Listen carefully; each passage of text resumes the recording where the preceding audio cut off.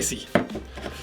Well, it's officially Ugg season, and I guarantee either you or your significant other, or maybe both, own a pair of Uggs. So today I'm going to cut one in half to see what all the hype's about and to see if they're really worth $170. Did you know that testosterone levels have decreased substantially over the generations? Our father's generation had testosterone levels that were 25% higher than ours today.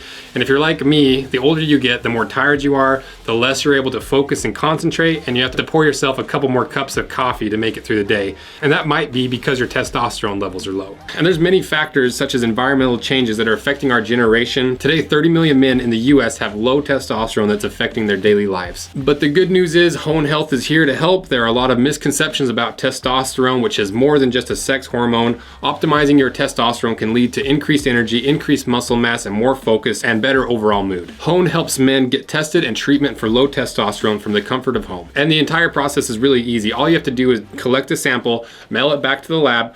Once your results are ready, you will have a video chat with a real doctor who will recommend a personalized treatment plan based on your biomarkers and symptoms. Treatment options include FDA-approved medication, and everything gets delivered straight to your door. And although I'm not a medical expert, Hone Health is, and they will be with you every step of the way. So order Hone's easy-to-use at-home assessment test to learn your testosterone levels. For a limited time only, viewers get at-home testing and a doctor consultation for only $45. So click the link in the description or go to honehealth.com/Rosanville to take advantage now. And thanks to Hone for sponsoring this video. So now let's go over the boot information. So the brand is Ugg. The style is the classic short 2. The color is chestnut. They weigh 12 pounds, 7 ounces. Nope. They weigh 12.7 ounces. They retail for $170 and they're made in China. Now let's go over the information that we can gather about this boot before we cut it in half, starting with the leather. So this is a 17 millimeter twin face sheepskin upper. It's a chrome tanned leather and it's sourced from either Australia, Ireland, the UK, or the United States. And 17 millimeters isn't the thickness of the leather, it's the length at which the actual wool itself is trimmed down to. The thickness of the leather is around 1.8 millimeters thick. And twin face means that both layers of this material, the leather outside layer and the wool inside layer, are finished for the look and the use of the material. This boot is made from sheepskin, not shearling. So what's the difference? Well, shearling is the hide from a sheep that's only been shorn once. Sheepskin, on the other hand, can be any age of sheep, so technically shearling can still be put under the umbrella name of sheepskin, but usually sheepskin comes from an older sheep. The main difference between shearling and sheepskin is shearling is a thinner leather and the wool itself is softer and less coarse, the fibers are, and that's because shearling obviously comes from a younger lamb, and some people don't like that because they don't like to wear young lamb flesh around their feet. And after doing a little research for this video, we found some really interesting facts about sheepskin. Like ounce for ounce, sheepskin is stronger than steel. Not only is sheepskin water resistant, but it's also flame resistant and windproof or wind resistant. I don't know how anything can be windproof.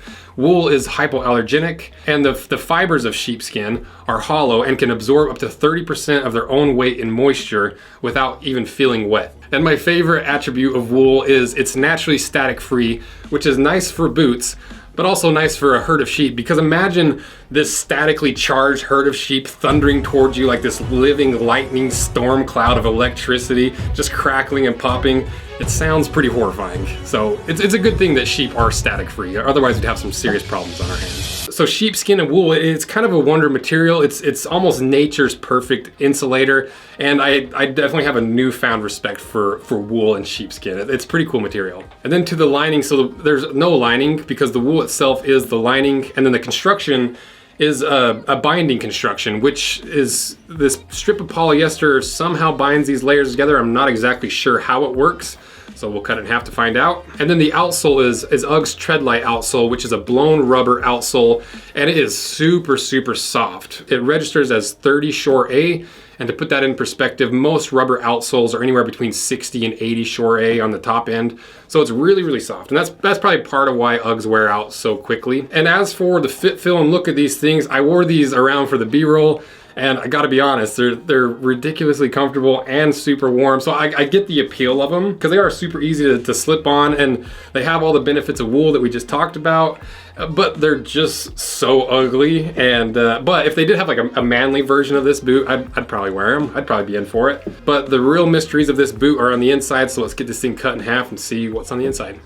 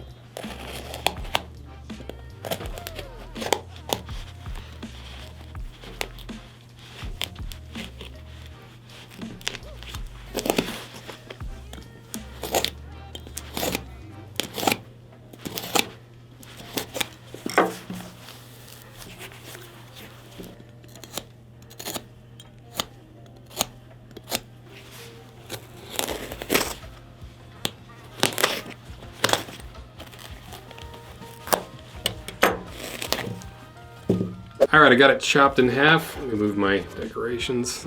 Let's see what's inside.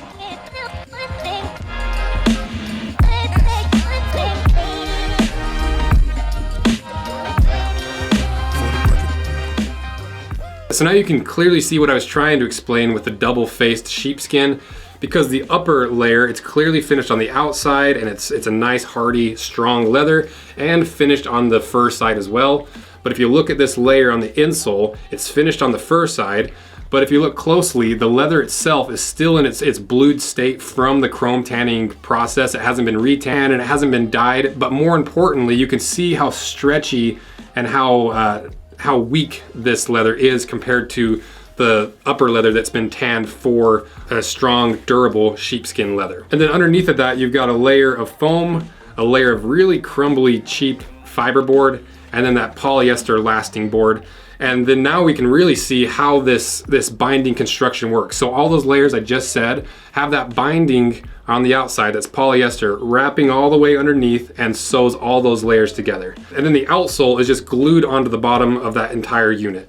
So it's a really simple, fast, and more importantly, very cheap construction. So the real question is, why are these $170? Because they're made in China, the construction is really cheap, the outsole is really cheap, all the materials we just saw on the inside are really cheap. And you might be thinking, well, sheepskin and wool is a premium material, it's gotta cost a lot of money.